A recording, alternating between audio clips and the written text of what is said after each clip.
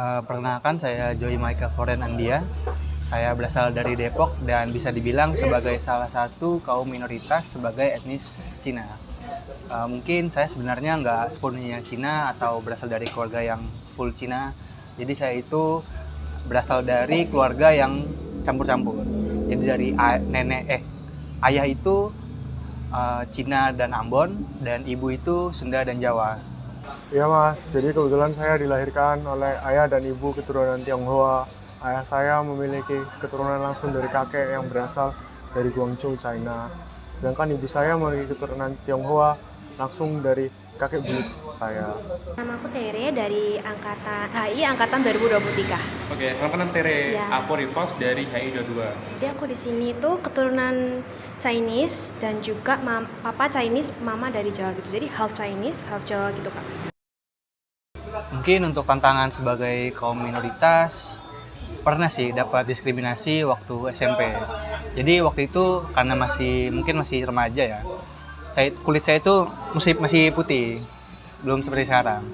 Jadi waktu itu sangat putih dan banyak teman-teman yang bisa dibilang ya ngatain saya gitu kayak mayat gitu loh, atau aneh, kok putih banget gitu loh, kok putih banget kayak mayat gitu.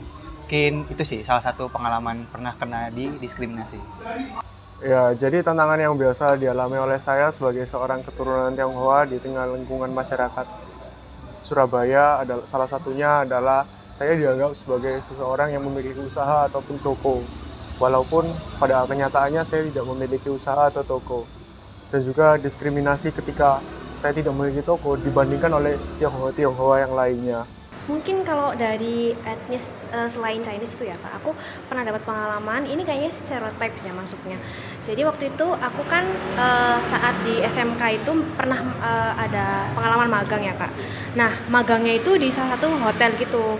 Jadi aku ada bertugas di divisi housekeeping, di mana itu kan divisi untuk bersih-bersih kamar dan pokoknya bagian kotor-kotor lah kalau anggapannya gitu. Nah sebelum masuk ke divisi itu aku harus ada interview gitu Kak sama SPV-nya.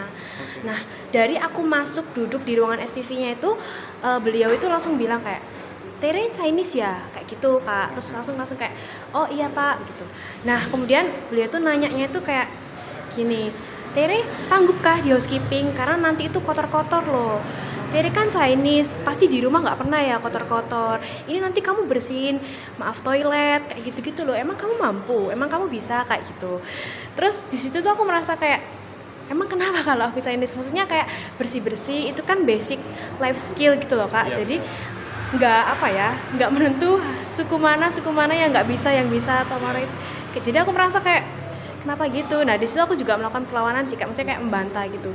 Oh bisa Pak, gini-gini. Terus setelahnya itu aku buktiin sih Kak, kayak di kerja lapangan nyatanya itu aku emang bisa gitu loh kalau soal bersih-bersih gitu-gitu.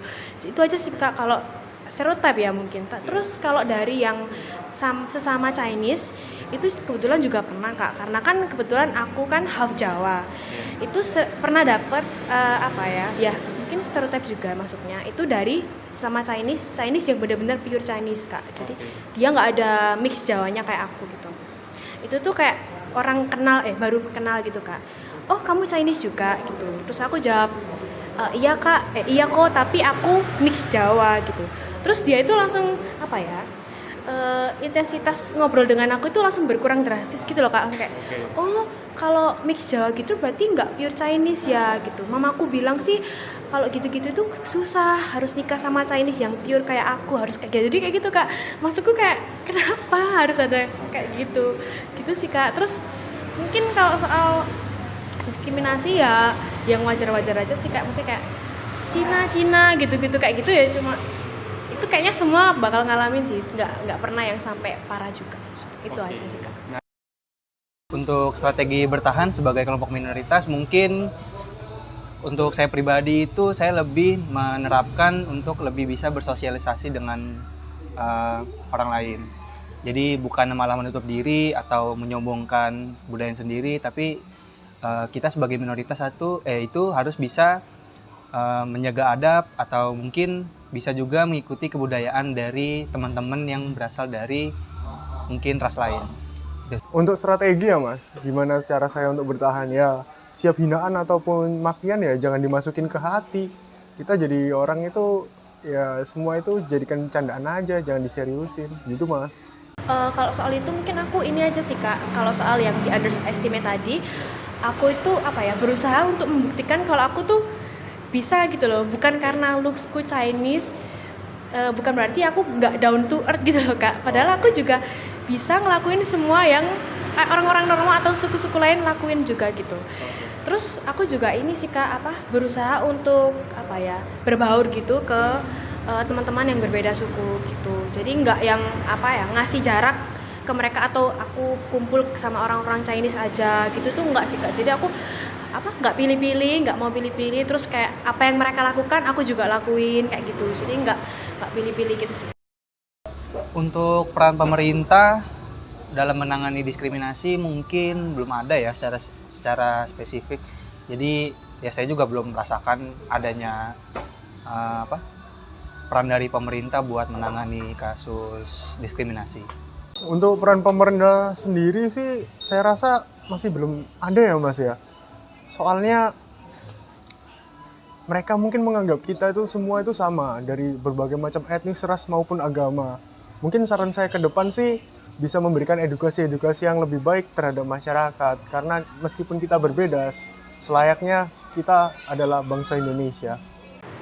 Yang aku tahu kan cuma yang waktu zamannya Gus Dur itu ya Kak, yang waktu zamannya Pak Gus Dur itu boleh kan akhirnya yang Chinese itu untuk merayakan budaya mereka gitu kan, Imlek dan lain-lain gitu. Tapi kalau untuk yang sekarang ini untuk zamanku khususnya karena aku kan nggak merasakan di zaman yang dulu itu belum lahir ya Kak. Nah untuk yang di zamanku ini mungkin kayaknya udah ini sih Kak, maksudnya kayak udah berdampingan aja kan kayaknya Chinese sama suku lain. Jadi aku nggak merasa ada hambatan yang kayaknya pemerintah harus ikut campur gitu loh Kak. Mungkin kebanyakan kayak personal aja sih, kayak masalah-masalah aku tadi itu. Jadi aku kurang tahu sih Kak kalau pemerintah yang sekarang masa temporer ini belum tahu ini. Oke, menarik banget.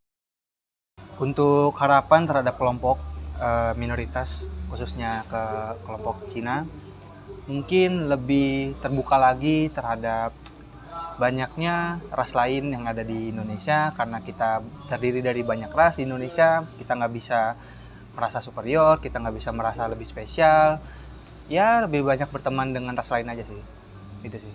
Harapan saya ke depannya Mas sebagai kelompok minoritas, mungkin pemerintah bisa memberikan andil yang lebih besar terhadap marginalisasi kaum-kaum seperti saya.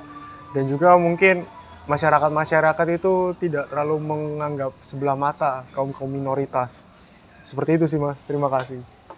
Ini aja sih kalau kataku kelompok ras di luar Chinese itu jangan jangan mengunderestimate orang Chinese gitu, karena nggak semua dari kita itu di level atas gitu loh Kak. Kita itu juga ini kok bisa kok down to earth gitu. Kita emang kayak gitu kan tergantung personalnya gimana gitu. Jadi jangan menyamaratakan personality orang Chinese itu pasti gini pasti gitu. Itu tuh enggak sih. Jadi enggak semua kayak gitu. Itu aja sih Kak.